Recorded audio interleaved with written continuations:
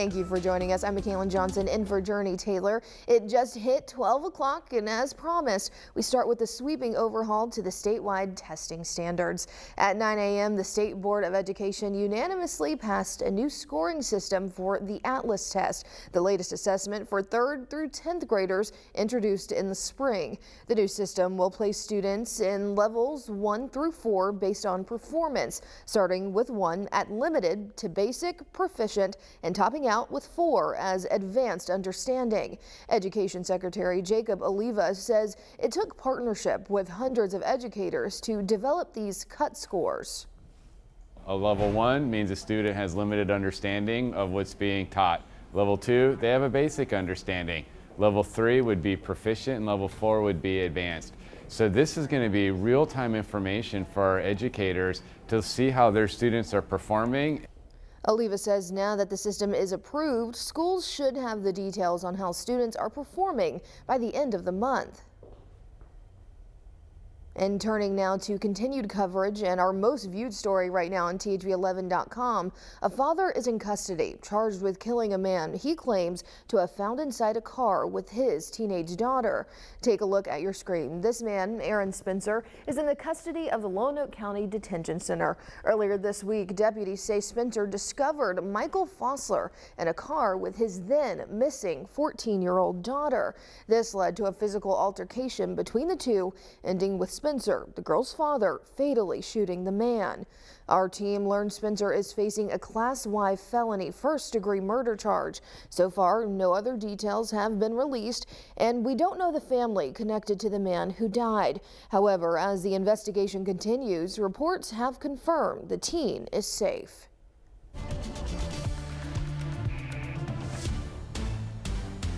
And with us now, we have meteorologist Tracy Bean. Tracy, you've been following, the terrifying conditions that are happening in our coast. And here in Arkansas, we have some problems of our own, too. Oh, that's right. Almost 40 counties under burn ban as of 10 a.m. That includes Saline, Garland, Johnson counties. And it seems like it's just very fluid. It just minute by minute, you're checking to see if there is another one there. But everyone is certainly a wildfire danger across the state. Absolutely. You can see right here, there's like all of that orange. You got some yellow. Right. And then moderate, too. And so that's basically all the counties have something going on. It does, absolutely. Because even if you're not in a burn ban, you are in an area of just concern for wildfire danger. Now, you would look outside and think that it's not so bad. 76 in central Arkansas, nice 70s across the state, looking for a high today right around 84. So low humidity is keeping it feeling great, and tomorrow we're looking for a high of 86. So those temperatures are steadily going up just a little by little. But again, we are looking at the weekend being a little bit warm with 90s, but we're talking about Hurricane Milton still has made its way across Florida. This is the 10 a.m. advisory. We can see looking at 80 miles per hour and 100 mile per hour gust, but it has moved off. But we're looking at just a little bit, of course, at still some hurricane force winds and tropical winds. It never ceased being a hurricane. It never downgraded to just a tropical storm. So impacted at 3 on the coast and then just stayed the course the whole way over. Wow. And so, yeah, as you mentioned, Hurricane Milton, it's moving out of the U.S. But let's put a focus on the damage it's leaving behind. You can even see it in this video. People dealt with strong winds and scary amounts of floodwaters. Yeah, there was a lot of storm surge, and so that is you're looking at the eye of the storm, and on the right, we call it the right front quadrant. So as it is turning counterclockwise, all of that water is being pushed onto the shore. Sometimes that can be between 10 and 15 feet, and that's on top of your normal, tide. Yeah. So that is actually the leading cause of death, but you can just see there is just rivers and rivers of water that does get pushed ashore, and it can carry you away quickly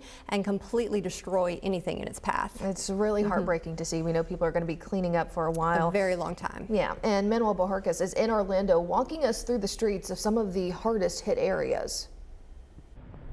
Police and fire crews waded through flooded streets in Daytona Beach Thursday, helping people and pets get to safety. Across Florida, first responders carried out rescues through the night, including in Tampa, where a tree fell on a house with 15 people inside. It's okay. You're okay. Strong winds and heavy rain from Hurricane Milton pounded Tampa, causing serious flooding. But officials say the city was spared catastrophic storm surge when the Category 3 storm took a turn, making landfall about 70 miles south. the storm was significant, but thankfully this was not the worst case scenario. The storm did weaken before landfall, and the storm surge, as initially reported, has not been as significant overall as what was observed for Hurricane Helene. With the state still reeling from Helene, Milton brought new destruction. You guys out there want to do something, start praying, because that's the only thing that's going to fix this.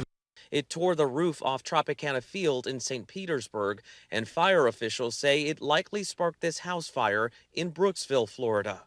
Oh, violent tornado, violent. The storm is also blamed for an outbreak of tornadoes, some of them deadly, even before it made landfall. Power lines are down, leaving millions without electricity. Manuel Bojorquez, CBS News, Orlando. And we're following potential developments as the alleged Fordyce shooter prepares for a court appearance. Posey is being charged with 4 counts of capital murder after opening fire at the Mad Butcher grocery store earlier this year.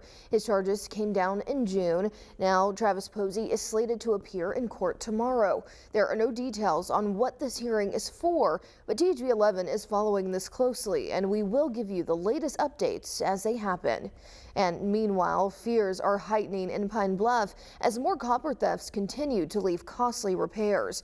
It's an issue we've reported on for several years. When copper is stolen, it puts the city in a hole by thousands of dollars. Despite the city's efforts to stop the thieves, it keeps happening. Those who are directly affected say when it happens, it causes more problems than what may meet the eye.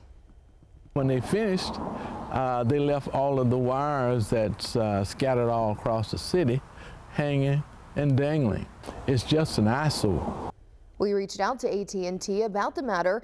In a statement, they say their team is working to resolve the issue to, quote, repair damage to our network infrastructure.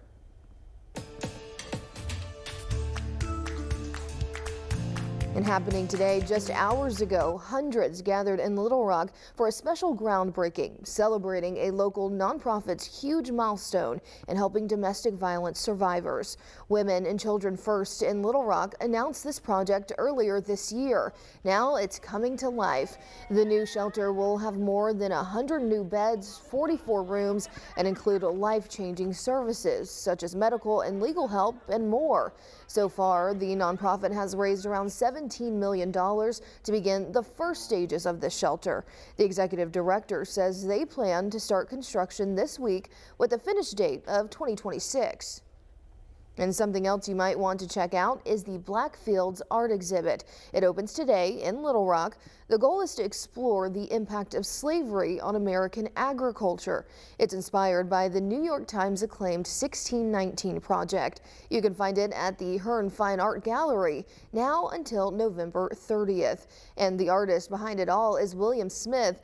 Williams points toward taking inspiration from his own personal journey by, quote, learning about his family and their role in cultivating crops that help shape the country. He hopes this series will encourage people to learn about their heritage and about American history. You can catch a glimpse of the art exhibit tonight at 5 and 6.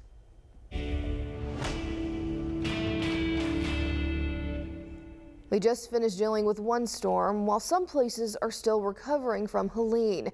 Megan Bragg verifies how service is starting to be restored.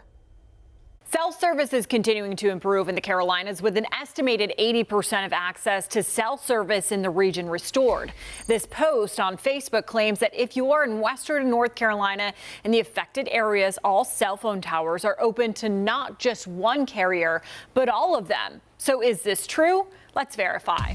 Our source is North Carolina Emergency Management, Verizon, AT&T, T-Mobile, and Starlink. North Carolina Emergency Management says telecommunication partners have activated disaster roaming, which allows phones on any cellular network to access any available network to connect to. So we can verify that this post is true and people can access any available network to connect. Verizon, AT&T, and T-Mobile say this is at no extra cost as cleanup and search and rescue continue continue. Companies are also working around the clock to get people up and connected to loved ones. In a statement from Verizon, they say other than a few towers still inaccessible in Chimney Rock, crews have accessed all impacted sites in western North Carolina. The sites have generators and are on fueling planes. However, fiber to many sites is still out. Meanwhile, AT&T recently deployed their Flying Cow, which stands for Cell on Wings. This was deployed in 3 cities in Mitchell County, North Carolina, which connects people to family and emergency services and to receive updates. T-Mobile is also setting up stations in North Carolina to allow people to charge their devices and access Wi-Fi. And Starlink, the satellite internet service developed by SpaceX, has over 6,000 low-orbit satellites now connecting with small ground receivers, allowing people to access the internet. With your Verify, I'm Megan Bragg. College campuses are introducing a new way to get food. Stick around at 12:18 and we'll show you how it's done.